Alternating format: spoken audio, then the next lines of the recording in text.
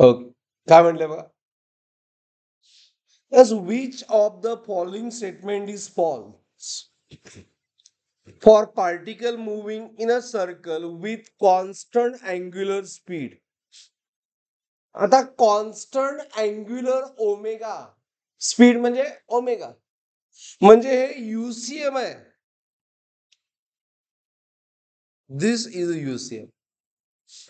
मग पहिला ऑप्शन काय बा? Linear velocities vector along the tangent of circle which is false म्हटलंय.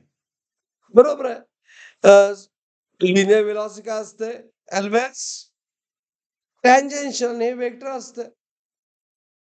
मी ऑप्शन ए करेक्ट आहे, आपल्याला फॉल्स बघायचंय. बरोबर ना?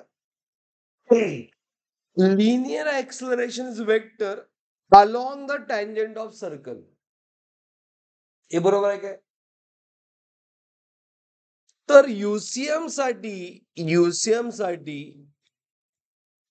ओमेगा कॉन्स्टंट असतो, विसरू नका, दिलंय म्हणून तर युसीएम आहे ते. आणि ओमेगा कॉन्स्टंट असेल तर अल्फा काय असणार? 0. And because of alpha, AT is R alpha. Alpha 0, that's why AT also what? 0. UCM ला tangential acceleration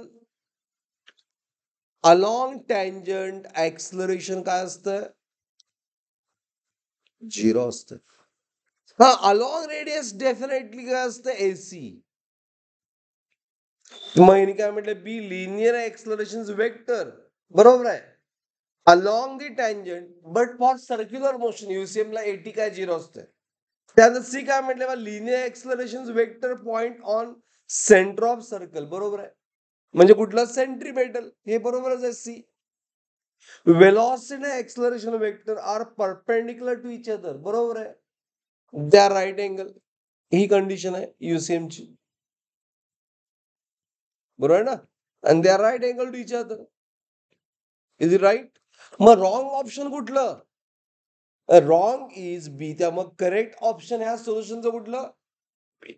काल सगळ्यांना थिअरॉटिकल आहे, बट बी तुम्हाला लक्षात द्या पाहिजे. टँजन्शियल ऍक्सिलरेशन काय असतं? Tangential acceleration for UCM is 0. Call you have to remember this.